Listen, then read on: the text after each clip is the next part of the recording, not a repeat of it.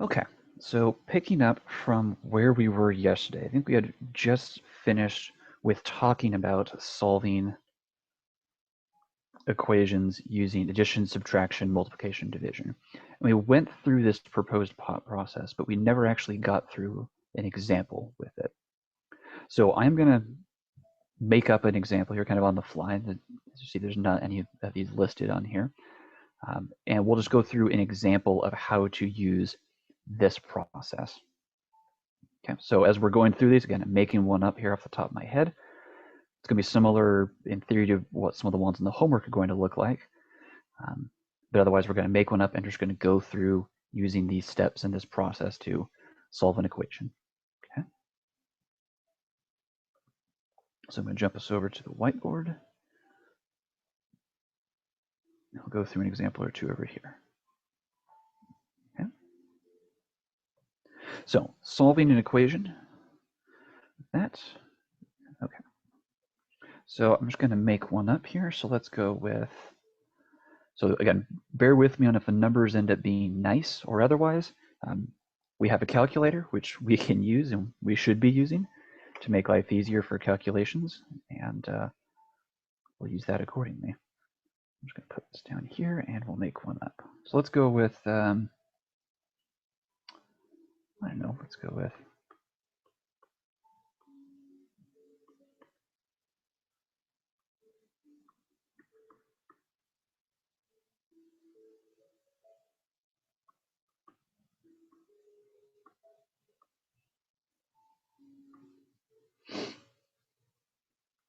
okay.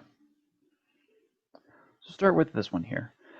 So we're starting with 2x plus 7 equals 3 times the quantity x minus 2 times 4 plus 7. And we need to solve this equation for x. So let's put here for x. Separate this out a bit. Okay. So using the notes that we went through yesterday, our step-by-step process for the first thing, our step 0 with that was to say, determine the target variable that we're solving for. Okay, so what are we solving for in this problem? We're solving for x. Okay. Again, it seems like it's a pretty straightforward, well, yeah, kind of no duh, Alex step. Well, make that abundantly clear for yourself what you're solving for. So if you need to, underline it, circle it, something like that. So our first step in the process, our first official step that we need to do, we're told fully simplify both sides of the equation, PEMDAS. Okay. So first things first, I'm going to look at the left side of the equation. I don't care about anything else that's going on over here. I don't care about it. I'm just going to disregard it for now. Okay? I'm saying looking at 2x plus 7. Do I have any parentheses showing up in there? And I don't. So, okay, I'm done with that. Do I have any exponents showing up in there? And I don't, so I'm done with that. Do I have any multiplication or division? I technically have multiplication. I have 2x, which implies 2 multiplied by x, but I can't multiply those together any further because I don't know what the x value is. So, okay, so I'm done with multiplication division. Do I have addition subtraction? Well, I've got 2x plus 7 happening, but I can't add these things together because one is a variable and one is a constant, so I can't add these together at all. So my left-hand side, done. So I'm going to look instead to the right-hand side, better arrow. I'm saying, is there anything now that I can, that I can simplify over here? Well, again, I'm following PEMDAS, my order of operations. And I do have a set of parentheses showing up in here. I've got this set right here. And again, PEMDAS says I have a set of parentheses. I go inside that first and then restart PEMDAS all over again. So I'm saying, okay, so inside there I have no parentheses, I have no exponents, I do have multiplication. I have 2 times 4. So all I'm going to do on the right-hand side is just multiply those two numbers together.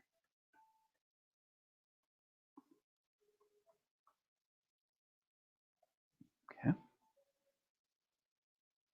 And I'm looking at this saying, okay, can I do anything else inside that set of parentheses? I have 8 minus, or is that x minus 8? I can't combine those together. One is a variable, one's a constant, so I'm done there. I'm done with parentheses. Now I'm looking at, do I have any exponents on this right-hand side? I don't, so I'm done with that. Do I have multiplication going on? Well, I do. I've got this 3 up front. I have 3 times the quantity x minus 8. And here, this is where we're going to be using our distributive property. This 3 is going to distribute through, a bit better here, to everything inside. If you want to put those distribution marks on top or down below, it's your call, however you want to organize it. And I'm going to get 3x minus 24. So 3 times x, and then 3 times negative 8. And I'm adding 7 on that right-hand side because it's just hanging out there. I've not done anything with it. Last but not least, I don't have any other multiplication or division happening. I have addition and subtraction going on right here. So I'm going to add those together. I'm getting 3x minus 17. So I can't simplify anything else on the right-hand side, which is fine. So we're good there. And the question becomes, well, I got this whole blank left side of my equation here. What am I filling in over there? Well, we're just going to fill in each of the lines with what we had there originally. Just bringing those down, not changing a thing. Okay.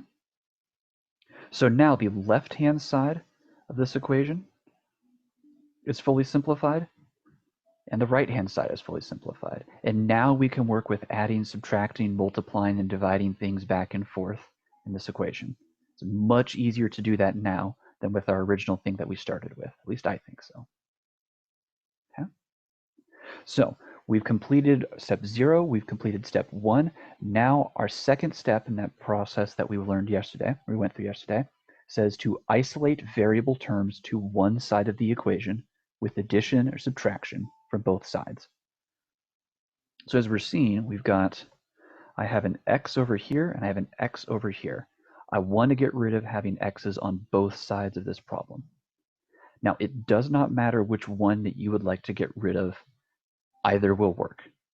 My hint and suggestion to you guys is to go through and eliminate the smaller of the two first. There's a nice little trick that comes up at the very end of we don't have to divide by any negatives if we do that. So I'm going to subtract 2x from the left side and subtract 2x from the right-hand side because I want to get rid of the 2x, the x values on the left-hand side of the equation. So cancel those out.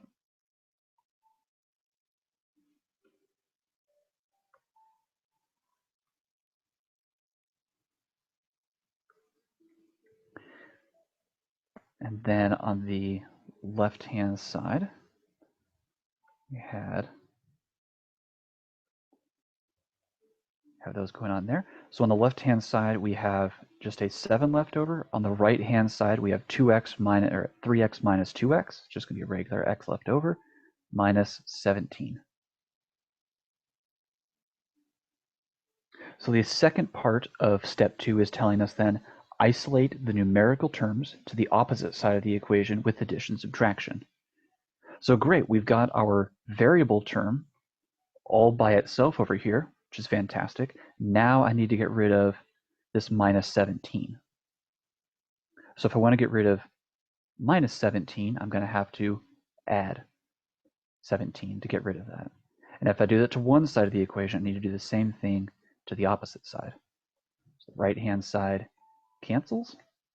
On the left-hand side, I'm getting 24 equals x. And then you'll find in the homework and in other instances, they generally write this thing into just being x on the left-hand side or the variable on the left-hand side. Variable equals 24, and we have our answer. Okay. So again, as we're going through this process, I tried to detail it out for you guys as best I possibly can from the standpoint of go through and do each of these steps individually. If you try and rush it all at once, it can get pretty complicated, get pretty messy, and bad things happen if we do that. So the last part I want to go through with this Our fourth step was to check your answer by plugging it back into the original problem you were given and simplify each side. So we're just going to go through an example of checking the work because it's worth seeing. I also recommend on the test you do this because it'd be really nice to walk out of a test going, well, I know I got full points in that problem. Kind of nice. So when you're doing this, I recommend writing out for yourself, I'm checking. And what specifically are we checking here? We're checking that x is, that looks terrible. Let me rewrite this a bit better here. So it's actually a bit more legible. So I'm checking that x is equal to 24. Good Lord. If I could write today, that'd be fantastic. There we go. Okay. So the big thing when you're doing this, when you're doing the check, we are going to be able to use our calculator to do a lot of this work for us. And that's fine. Do it. So I recommend to do a bit of prep work for that. So always start off writing the original equation, nothing plugged in yet. So I'm just rewriting what I started with. Again, the original equation. Okay. And now from here,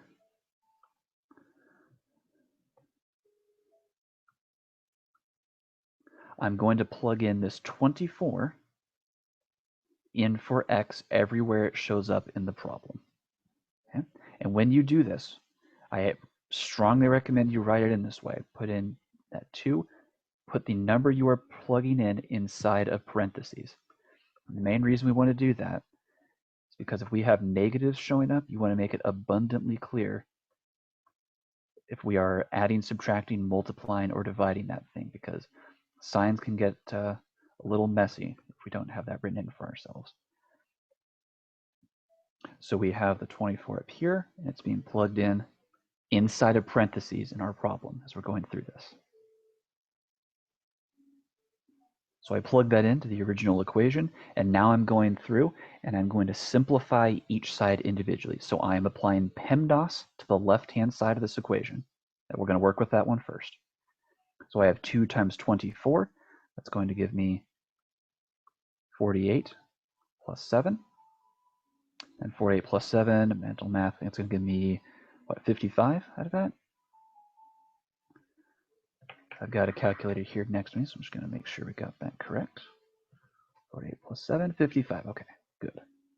And I can't simplify the number 55 down any further, so I'm done on the left-hand side. Let's find out if the right-hand side works. So now, again, we're using PEMDAS all over again. I'm going inside that set of parentheses, and I'm going to work with multiplication because I have 2 times 4. So this 24 is going to stay here. 2 times 4 is going to give me 8.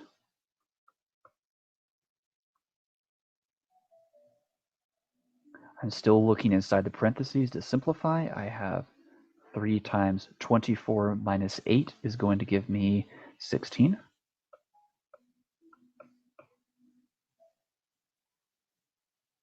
So my parentheses are now done. I can't do anything else. That number is 16. And now I don't have any exponents. And I'm working with multiplication or division. I have 3 times 16. It's going to give me 48 plus 7. And 48 plus 7 is going to be 55. Just fill in the last things on the right-hand side. 55 equals 55. Fantastic. We know without a shadow of a doubt that x equals 24 is our final answer. So when you're going through these problems on the homework, if you're going through these problems on the test, you are more than welcome, and I highly encourage you to go through this check process. Because again, there's not much of a better feeling than you're in the test, and you're going, I don't know if this is right, if this is wrong. You check it for yourself, it checks out, you can walk away from it going, I know I'm going to get full credit on that. It's kind of nice. At least I think so. Okay. So this is one example of going through and solving equations with addition, subtraction, multiplication, or division. Again, essentially take each of those steps in parts. Do not rush yourself. Do them individually. Start off slow, and then you will naturally speed up and get faster at doing that over time. which is the intent, and that's what we want to have happen. Okay. So with that, I'm going to jump us back to our main lecture notes, and we're going to go through some story problems and some strategies and documents that I have for you guys that I think are going to be helpful with that. So I'm going to jump us back over to the documents here. Okay. So now, scroll us back up here a little bit.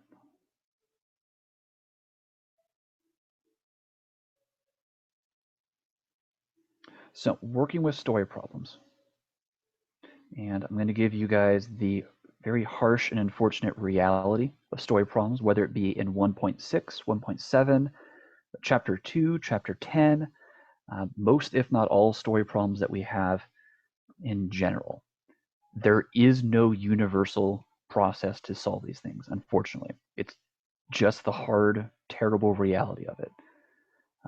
That being said, there is a couple, I think there are a couple universal things that show up with solving these that I am going to go through with you guys, and we'll go through these. So a strategy that I recommend, and we're going to go through a few of these examples down here. I know all the processes are listed, but we'll go through the actual thought process with it as well. So my recommendation as you are going through and working with any type of a story problem, I think you need to separate out for yourself the setup portion of a story problem and the actual calculations in solving of a story problem. From the standpoint of, I think the setup is significantly harder than actually solving these things out, because once we're solving it, it's mechanical. It's just the raw math and equations that we've created. So spend the extra time that you need going through and making sure that your setup is correct, because if you have an incorrect setup, everything else you do after that is going to be wrong also. So going along with that, my recommendations when you're going through these things, read, reread, and reread the problem again. Do it as many times as you need to.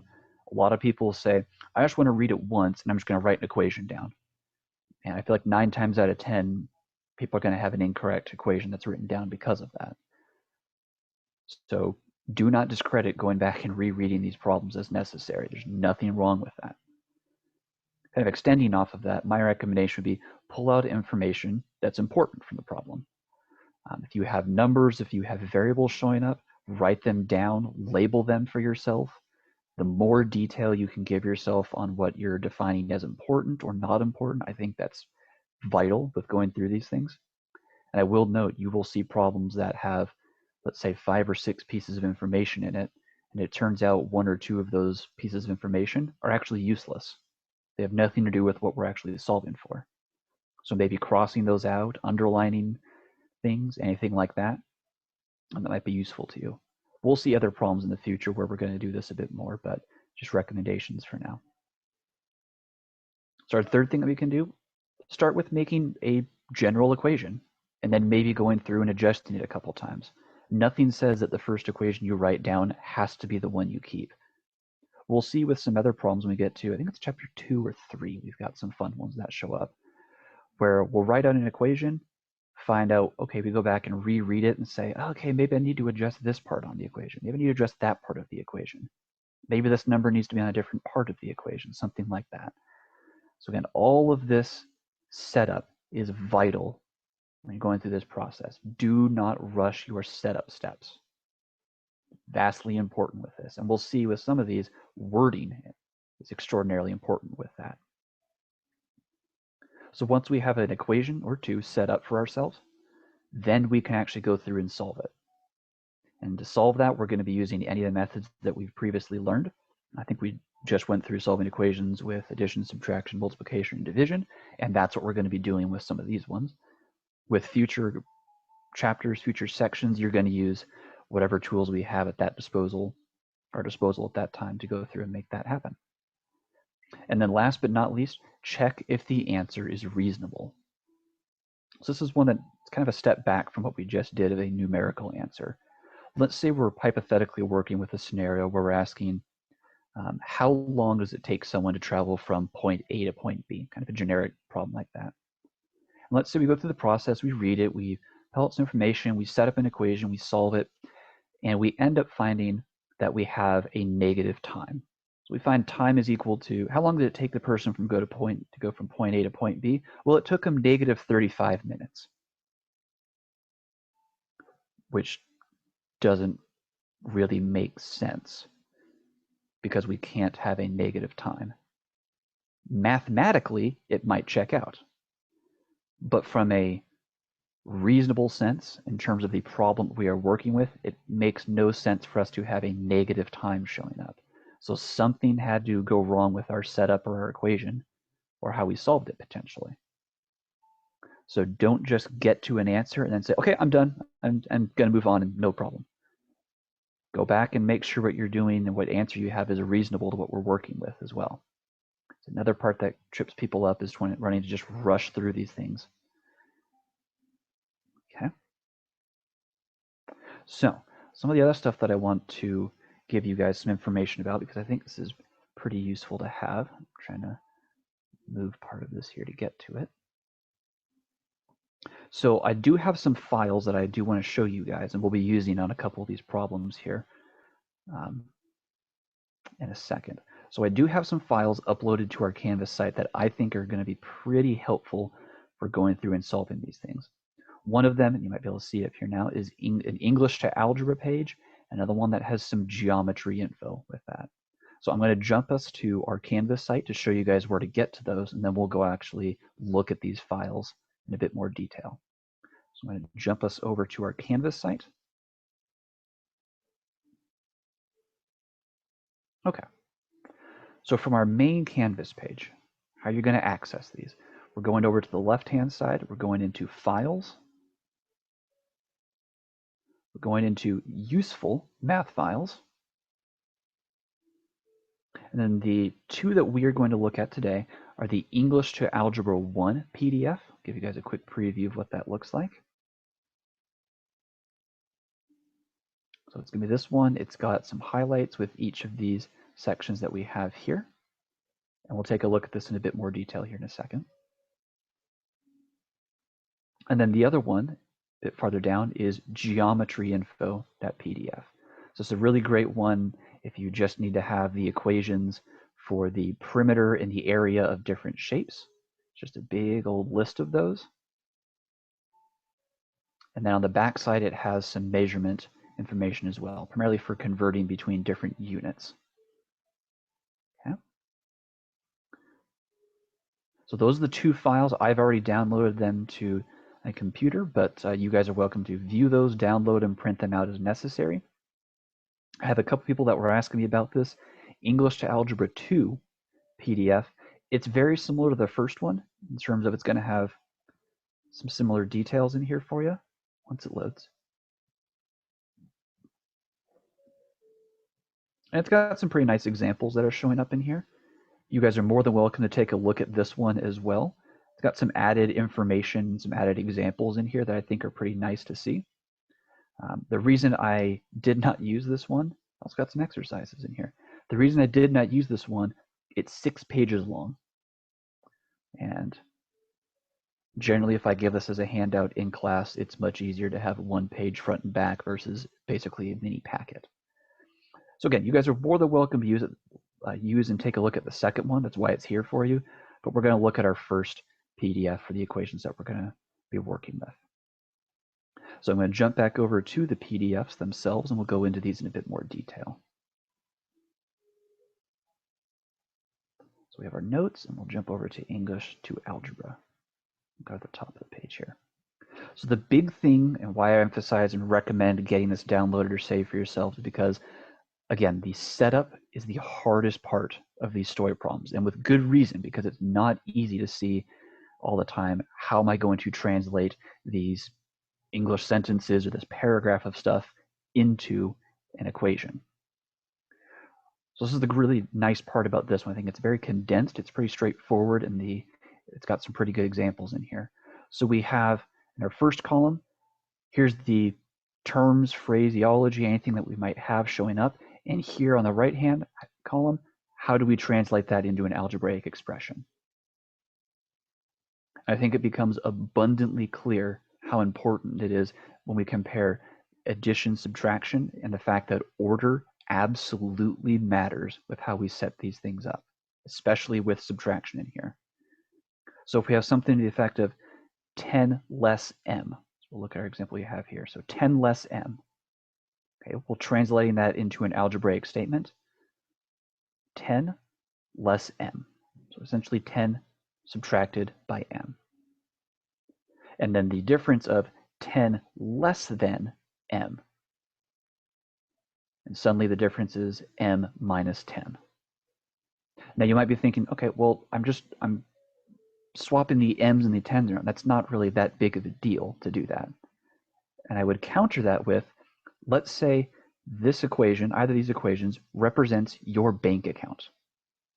So put some dollar signs in front of all of this. And that M represents $10 million. Would you rather have $10 million and take away 10 bucks? Or you have $10 in your bank account and you take away 10 million bucks? Again, very big difference in this. So order absolutely matters. We're going through and translating these things. This is where, again, take a look at this as you're going through some of these story problems on the homework or otherwise. So we have ones showing up here for multiplication as well. Have some for division, and division is another one where order absolutely matters with how we set that thing up. Okay, we have a few more down here as well. When we get closer to it, we work with it more. We've got stuff for powers. We have stuff for equals. Equals is a very important one. These are huge because we're going to use this to help kind of split up a sentence that we're working with. So equals is a very, very big one, very important one to keep track of as we're going through this. Spotlight myself a bit more here. Okay. Then we have some for if we're told to multiply by 2 or multiply by 1/2, some ways to go through and work with those as well. Okay. Now again, I'm going to make a note of this.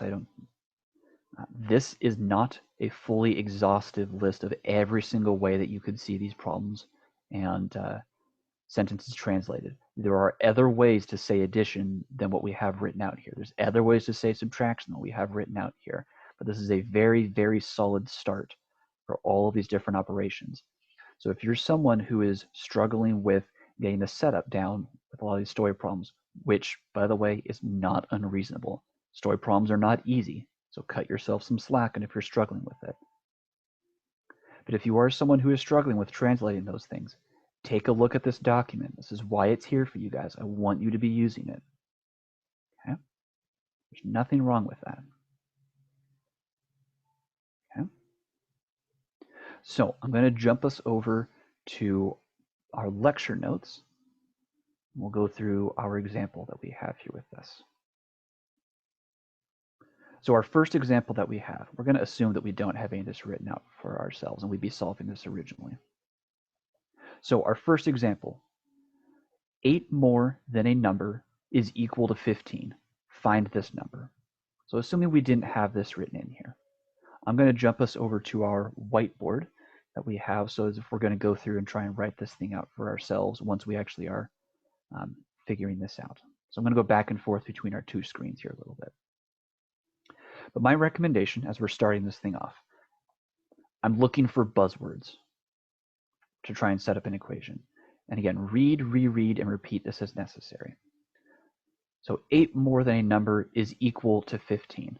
Now there's a really nice part in here, is equal to showing up. Really great set of buzzwords that we have there. So I'm going to show you one of the nice parts about this. So is equal to. That tells me I'm going to have something equal to something else, which in terms of translating this overall equation, that's where the equal sign shows up. So I'm going to have essentially a first half. I don't know why this is being selected here. Let me unselect that. There we go. So I essentially have a first half of my problem, and then I have a second half of the problem. And so we're going to go through and set those things apart and work with them individually on that front. So on the first half, I'm being told 8 more than a number. Okay, so maybe we're looking at this going, okay, I don't really know how to translate this. 8 more than a number. I don't really know what the number is. I'm not really sure how I want to set that up for myself, what operation I'm using. And this would be the moment in time when we go, okay, well, I don't necessarily know what that is. Let me go take a look at that English to algebra sheet. So I'm going to go back over to that. And I'm looking through this saying, okay, I'm looking for something more than something else. Do I have anything in addition? I'm seeing m more than n. Okay, that looks pretty similar. So something more than something else. So m more than n. Going back to our other one, 8 more than a number. So now we can kind of go back and forth and see, okay, well, how did they translate this into an equation? They did n plus m. So translating ours, 8 more than a number. So I'm just going to write this off to the right-hand side here. Okay, we know the answer, but we're going to write it out anyway. So 8 more than a number. So I have a number. I'm going to use n because why not? Well, actually, you know, stay consistent. We'll use x. So I have a number, and I want 8 more than that thing. So then we check this. I've written out x plus 8. Does that follow with what we have written out here? 8 more than a number. So 8 more than x, x being a number. And that checks out. We like that. So 8 more than a number is equal to, so we have that equal sign, 15. So x plus 8 is equal to 15. Whoa. There we go. So now we have our equation set up, and we can go through and we can solve this thing just like we did with our previous example. So I'm going to subtract 8 from both sides. And we end up getting x is equal to 7. Same thing that we have here. Okay. So now we're going to go into and take a look at our second example that we have here.